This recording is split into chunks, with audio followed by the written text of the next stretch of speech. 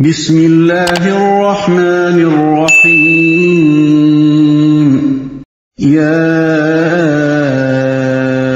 ایہا الناس اعبدوا ربکم الذی خلقکم والذین من قبلکم لعلکم تتقون۔ لوگو، بندگی اختیار کرو اپنے اس رب کی جو تمہارا اور تم سے پہلے جو ہو گزرے ہیں ان سب کا خالق ہے۔ تمہارے بچنے کی توقع اسی صورت سے ہو سکتی ہے۔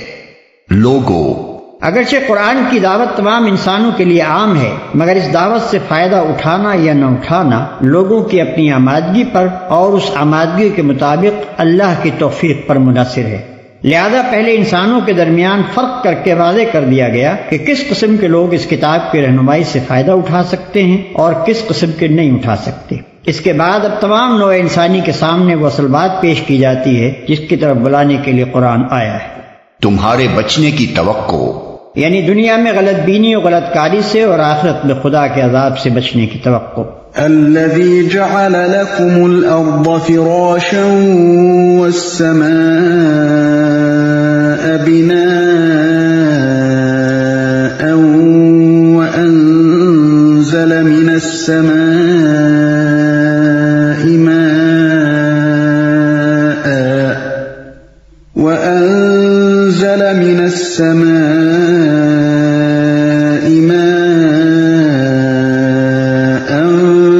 فأخرج به من الثمرات رزقا لكم فلا تجعلوا لله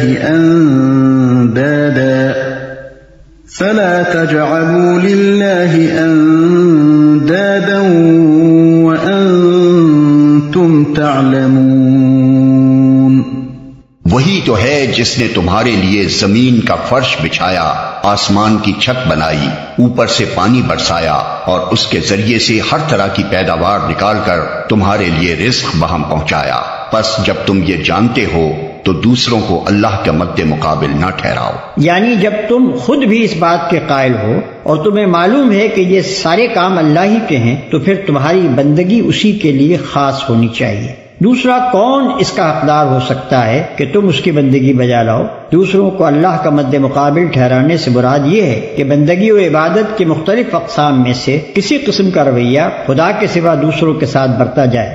آگے چل کر خود قرآن ہی سے تفصیل کے ساتھ معلوم ہو جائے گا کہ عبادت کی وہ اقسام کون کون سی ہیں جنہیں صرف اللہ کے لیے مخصوص ہونا چاہیے اور جن میں دوسروں کو شریک ٹھہرانا وہ شرک ہے جسے روکنے کے لیے قرآن آیا ہے۔ وَإِن كُنتُمْ فِي رَيْبٍ مِّمَّا نَزَّلْنَا عَلَى عَبْدِنَا فَأْتُوا بِسُورَةٍ مِّن مِّثْلِهِ وَادْعُوا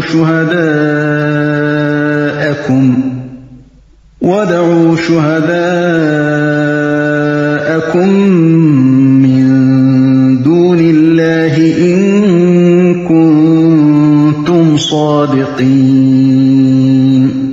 اور اگر تمہیں اس امر میں شک ہے کہ یہ کتاب جو ہم نے اپنے بندے پر اتاری ہے یہ ہماری ہے یا نہیں تو اس کے مانند ایک ہی صورت بنا لاؤ، اپنے سارے ہم نواؤں کو بلا لو، ایک اللہ کو چھوڑ کر باقی جس جس کی چاہو مدد لے لو، اگر تم سچے ہو تو یہ کام کر کے دکھاؤ۔ اس سے پہلے مکے میں کئی بار یہ چیلنج دیا جا چکا تھا کہ اگر تم اس قرآن کو انسان کی تصنیف سمجھتے ہو تو اس کے مانند کوئی کلام تصنیف کر کے دکھاؤ۔ اب مدینے پہنچ کر پھر اس کا اعادہ کیا جا رہا ہے۔ فَإِن لَّمْ تَفْعَلُوا وَلَن تَفْعَلُوا فَاتَّقُوا النَّارَ الَّتِي وَقُودُهَا النَّاسُ وَالْحِجَارَةُ أُعِدَّتْ لِلْكَافِرِينَ۔ لیکن اگر تم نے ایسا نہ کیا اور یقیناً کبھی نہیں کر سکتے تو ڈرو اس آگ سے جس کا ایندھن بنیں گے انسان اور پتھر، جو مہیا کی گئی ہے منکرین حق کے لیے، جس کا ایندھن بنیں گے انسان اور پتھر۔ اس میں یہ لطیف اشارہ ہے کہ وہاں صرف تم ہی دوزخ کا ایندھن نہ بنو گے بلکہ تمہارے وہ بت بھی وہاں تمہارے ساتھ ہی موجود ہوں گے جنہیں تم نے اپنا معبود و مسجود بنا رکھا ہے۔ اس وقت تمہیں خود ہی معلوم ہو جائے گا کہ خدائی میں یہ کتنا دخل رکھتے تھے۔ وبشر الذين آمنوا وعملوا الصالحات أن لهم جنات تجري من تحتها الأنهار كلما رزقوا منها من ثمرة رزقا قالوا هذا الذي رزقنا من قبل وأتوا به متشابها ولهم فيها أزواج مطهرة وهم فيها خالدون۔ اور اے پیغمبر، جو لوگ اس کتاب پر ایمان لے آئیں اور اس کے مطابق اپنے عمل درست کر لیں، انہیں خوشخبری دے دو کہ ان کے لیے ایسے باغ ہیں جن کے نیچے نہریں بہتی ہوں گی۔ ان باغوں کے پھل صورت میں دنیا کے پھلوں سے ملتے جلتے ہوں گے۔ جب کوئی پھل انہیں کھانے کو دیا جائے گا تو وہ کہیں گے کہ ایسے ہی پھل اس سے پہلے دنیا میں ہم کو دیے جاتے تھے۔ ان کے لیے وہاں پاکیزہ بیویاں ہوں گی اور وہ وہاں ہمیشہ رہیں گے۔ جب کوئی پھل انہیں کھانے کو دیا جائے گا تو وہ کہیں گے کہ ایسے ہی پھل اس سے پہلے دنیا میں ہم کو دیے جاتے تھے۔ یعنی نرالے اور اجنبی پھل نہ ہوں گے جن سے وہ نامانوس ہوں، شکل میں انہی پھلوں سے ملتے جلتے ہوں گے جن سے وہ دنیا میں آشنا تھے، البتہ لذت میں وہ ان سے بدرجہ زیادہ بڑھے ہوئے ہوں گے۔ دیکھنے میں مثلاً آم اور انار اور سنترے ہی ہوں گے۔ اہل جنت ہر پھل کو دیکھ کر پہچان لیں گے کہ یہ آم ہے اور یہ انار ہے اور یہ سنترا، مگر مزے میں دنیا کے آموں اور اناروں اور سنتروں کو ان سے کوئی نسبت نہ ہوگی۔ ان کے لیے وہاں پاکیزہ بیویاں ہوں گی۔ عربی متن میں ازواج کا لفظ استعمال ہوا ہے جس کے معنی ہے جوڑے، اور یہ لفظ شوہر اور بیوی دونوں کے لیے استعمال ہوتا ہے۔ شوہر کے لیے بیوی زوج ہے اور بیوی کے لیے شوہر زوج، مگر وہاں یہ ازواج پاکیزگی کی صفت کے ساتھ ہوں گے۔ اگر دنیا میں کوئی مرد نیک ہے اور اس کی بیوی نیک نہیں ہے تو آخرت میں ان کا رشتہ کٹ جائے گا اور اس نیک مرد کو کوئی دوسری نیک بیوی دے دی جائے گی۔ اگر یہاں کوئی عورت نیک ہے اور اس کا شوہر بد تو وہاں وہ اس برے شوہر کی صحبت سے خلاصی پا جائے گی اور کوئی نیک مرد اس کا شریک زندگی بنا دیا جائے گا۔ اور اگر یہاں کوئی شوہر اور بیوی دونوں نیک ہیں تو وہاں ان کا یہی رشتہ ابدی و سرمدی ہو جائے گا۔ ان اللہ لا يستحيي ان يضرب مثلا ما بعوضة فما فوقها فأما الذين آمنوا فيعلمون أنه الحق من ربهم وأما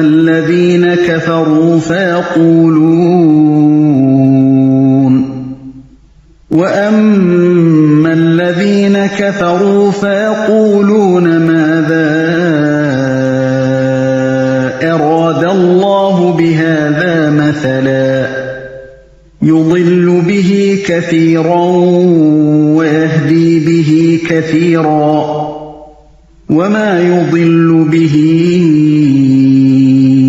إلا الفاسقين۔ ہاں، اللہ اس سے ہرگز نہیں شرماتا کہ مچھر یا اس سے بھی حقیر تر کسی چیز کی تمثیلیں دے۔ جو لوگ حق بات کو قبول کرنے والے ہیں وہ انہی تمثیلوں کو دیکھ کر جان لیتے ہیں کہ یہ حق ہے جو ان کے رب ہی کی طرف سے آیا ہے، اور جو ماننے والے نہیں ہیں وہ انہیں سن کر کہنے لگتے ہیں کہ ایسی تمثیلوں سے اللہ کو کیا سروکار۔ اس طرح اللہ ایک ہی بات سے بہتوں کو گمراہی میں مبتلا کر دیتا ہے اور بہتوں کو راہ راست دکھا دیتا ہے، اور گمراہی میں وہ انہی کو مبتلا کرتا ہے جو فاسق ہیں۔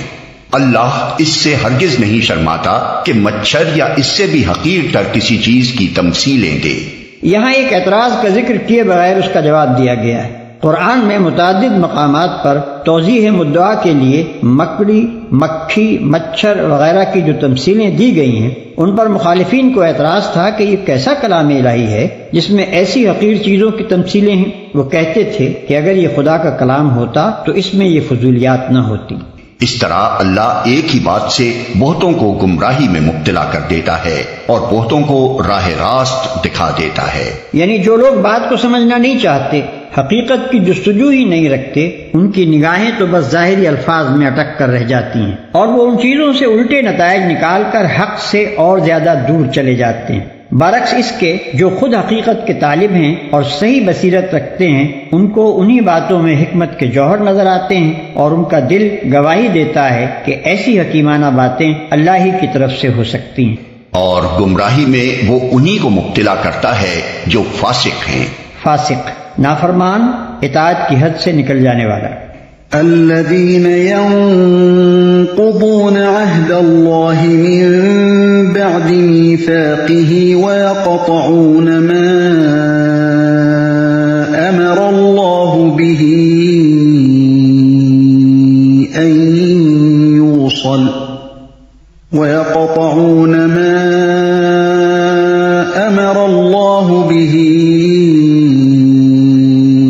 أن يوصل ويفسدون في الأرض أولئك هم الخاسرون۔ اللہ کے عہد کو مضبوط باندھ لینے کے بعد توڑ دیتے ہیں۔ اللہ نے جسے جوڑنے کا حکم دیا ہے اسے کاٹتے ہیں اور زمین میں فساد برپا کرتے ہیں۔ حقیقت میں یہی لوگ نقصان اٹھانے والے ہیں۔ اللہ کے عہد کو مضبوط باندھ لینے کے بعد توڑ دیتے ہیں۔ بادشاہ اپنے ملازموں اور رعایا کے نام جو فرمان یا ہدایات جاری کرتا ہے ان کو عربی محاورے میں عہد سے تعبیر کیا جاتا ہے، کیونکہ ان کی تعمیل رعایا پر واجب ہوتی ہے۔ یہاں عہد کا لفظ اسی معنی میں استعمال ہوا ہے۔ اللہ کے عہد سے مراد اس کا وہ مستقل فرمان ہے جس کی روح سے تمام نوع انسانی صرف اسی کی بندگی، اطاعت اور پرستش کرنے پر مامور ہے۔ مضبوط باندھ لینے کے بعد سے اشارہ اس طرف ہے کہ آدم کی تخلیق کے وقت تمام نوع انسانی سے اس فرمان کی پابندی کا اقرار لے لیا گیا تھا۔ سورہ اعراف آیت 172 میں اس عہد و اقرار پر نسبتاً زیادہ تفصیل کے ساتھ روشنی ڈالی گئی ہے۔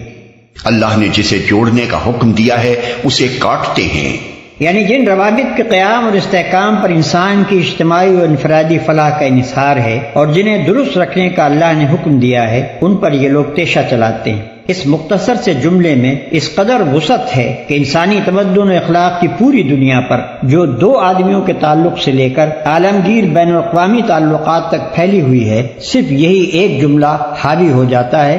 روابط کو کاٹنے سے مراد محض تعلقات انسانی کا انقطاع ہی نہیں ہے، بلکہ تعلقات کی صحیح اور جائز صورتوں کے سوا جو صورتیں بھی اختیار کی جائیں گی وہ سب اسی ذیل میں آ جائیں گی، کیونکہ ناجائز اور غلط روابط کا انجام وہی ہے جو قطع روابط کا ہے، یعنی بین الانسانی معاملات کی خرابی اور نظام اخلاق و تمدن کی بربادی، اور زمین میں فساد برپا کرتے ہیں۔ ان تین جملوں میں فسق اور فاسق کی مکمل تعریف بیان کر دی گئی ہے۔ خدا اور بندے کے تعلق اور انسان کے تعلق کو کاٹنے یا بگاڑنے کا لازمی نتیجہ فساد ہے، اور جو اس فساد کو برپا کرتا ہے وہی فاسق ہے۔ كيف تكفرون بالله وكنتم أمواتا فأحياكم ثم يميتكم ثم يحييكم ثم إليه ترجعون۔ تم اللہ کے ساتھ کفر کا رویہ کیسے اختیار کرتے ہو، حالانکہ تم بے جان تھے، اس نے تم کو زندگی عطا کی، پھر وہی تمہاری جان سلب کرے گا، پھر وہی تمہیں دوبارہ زندگی عطا کرے گا، پھر اسی کی طرف تمہیں پلٹ کر جانا ہے۔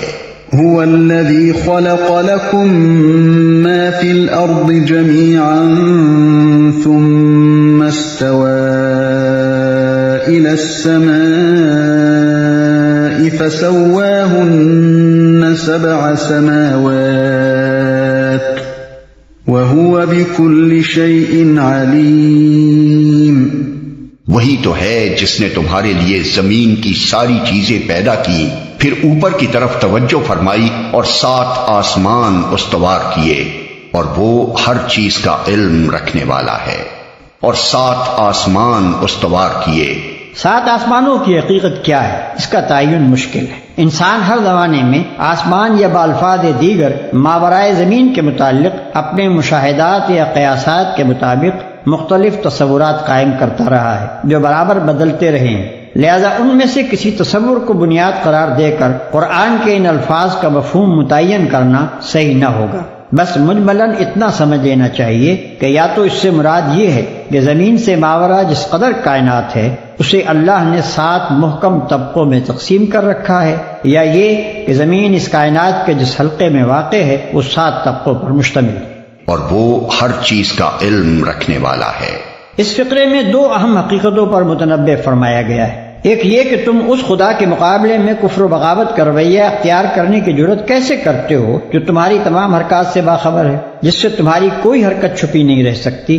دوسرے یہ کہ جو خدا تمام حقائق کا علم رکھتا ہے، جو در حقیقت علم کا سرچشمہ ہے، اس سے منہ موڑ کر بجز اس کے کہ تم جہالت کی تاریکیوں میں بھٹکو اور کیا نتیجہ نکل سکتا ہے؟ جب اس کے سوا علم کا اور کوئی منبع ہی نہیں ہے، جب اس کے سوا اور کہیں سے وہ روشنی نہیں مل سکتی جس میں تم اپنی زندگی کا راستہ صاف دیکھ سکو، تو آخر اس سے روگردانی کرنے میں کیا فائدہ تم نے دیکھا ہے؟